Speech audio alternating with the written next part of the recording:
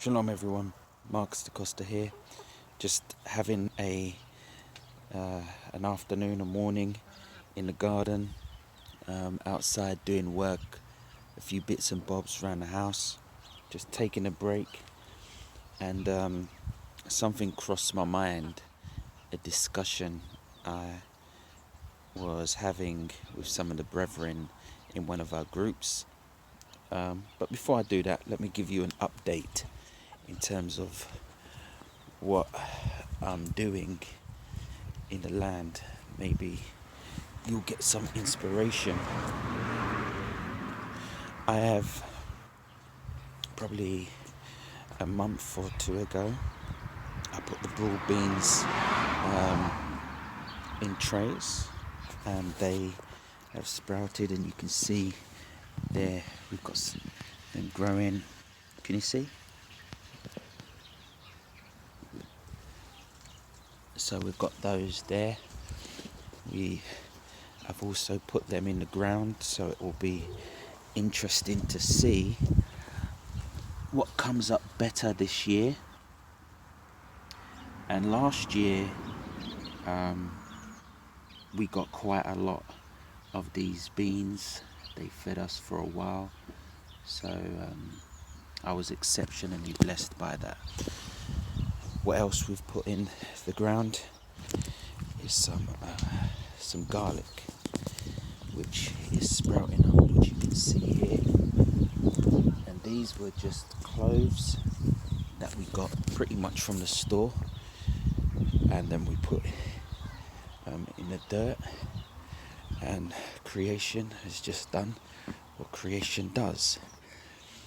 And we've also got some cabbage, which is growing, and which I'm hoping we should have on our plate relatively soon.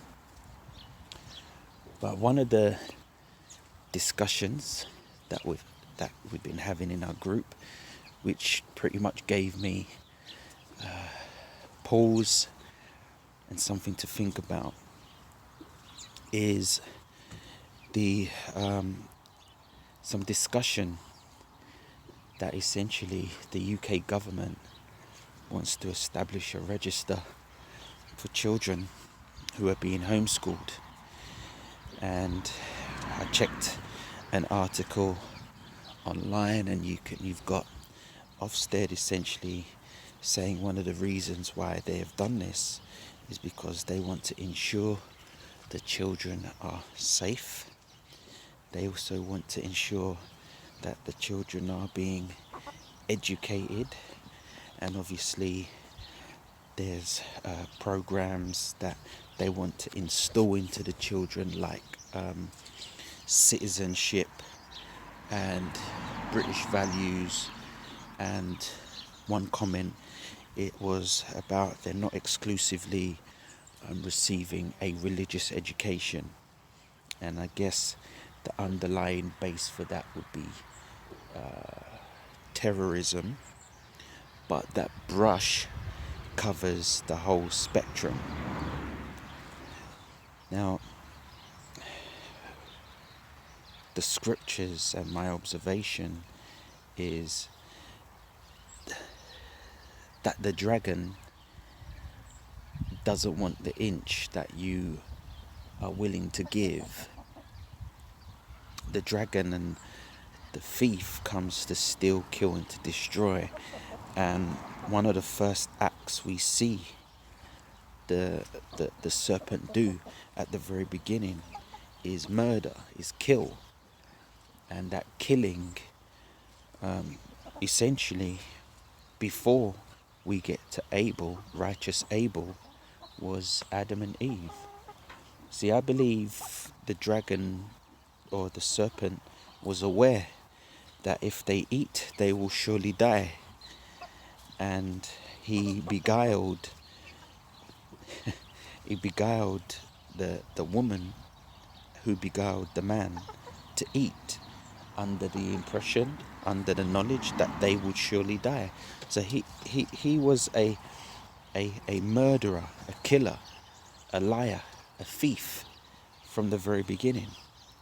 And this is the system that we live in. We live in a system that is driven, the kingdoms of this world is driven by the serpent, the dragon, the devil.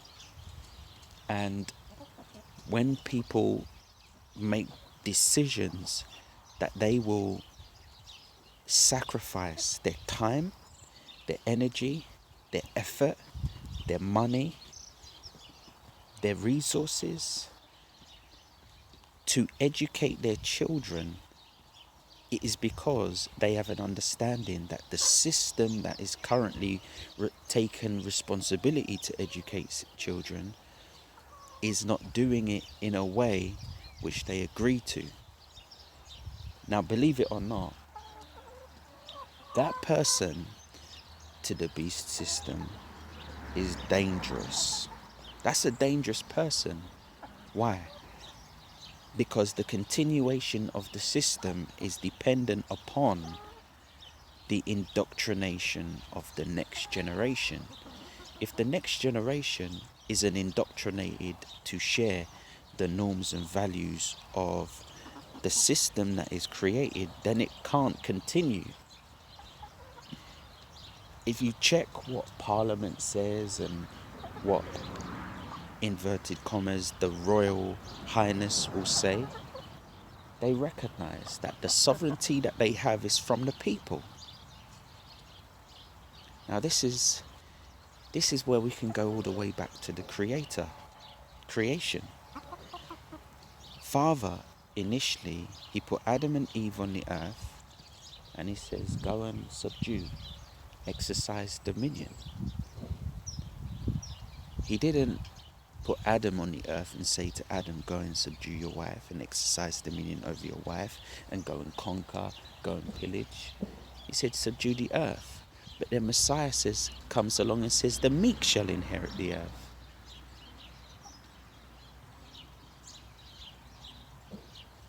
We as a people, brothers and sisters, are being subjugated many different ways. And we don't even know what it's like to be free. And when people catch that revelation that, for example, they want to grow their own food, they don't want to go to the store, to the shop, and buy food that's been sprayed, grown in a laboratory, pumped. They want to see that seed go in the ground. They want to raise it up and eat it for themselves. You have organizations out there which are designing and creating their own seeds so that when that seed comes to maturity, that seed, which becomes a plant or a crop, cannot bear its own seed, so you have to go back to the shop. These organizations are being coined the Lords of Life. So farmers have to go to the store each and every year. They can't even generate their own seeds. And this is what's happening throughout the world. Genetically modified seeds, patented seeds that you have to go and buy from the store each year. And if you use a true seed, then they come to take your land. It's outrageous. And the reason why so much is being invested and spent for the subjugation of people is because they know if the people get wind of what's going on to them, what's going on to their children, it all comes down. And it will come down, brothers and sisters. But not by might, not by power, but by the Spirit. See, there is a kingdom which is coming, and the believers are like what you would say, the spies who have been sent into Jericho. We know the kingdom's coming. We know Jericho will fall. and another kingdom will be established in the earth. But that kingdom, brothers and sisters, is already in you.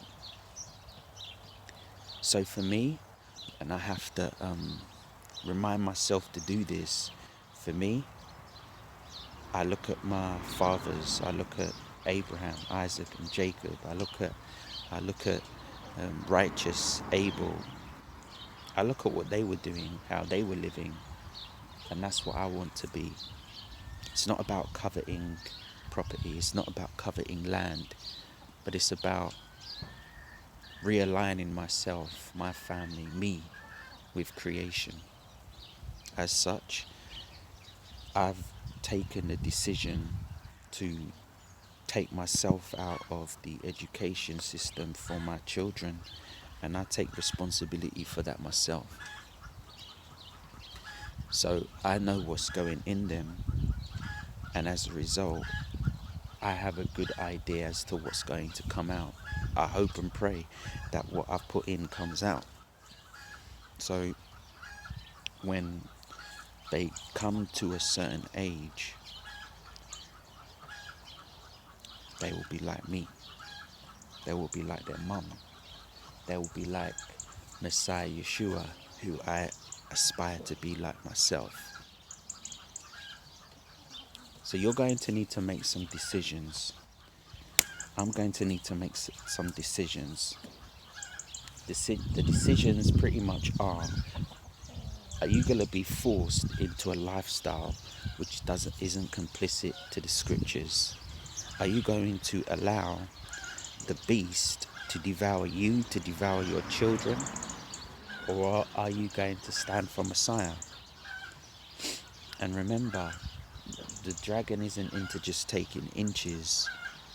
He likes taking souls, and he does that by taking inches. And before you know it, because you've given the inch, you get handed over to a reprobate mind, and you don't care anymore. Just something to think about. Just trod on one of my chicken's feet. Just something to think about. I hope you have a wonderful day. Please continue to pray for me, my family, the ministry, as we go forth with the truth that sets men, women, children free. Shalom.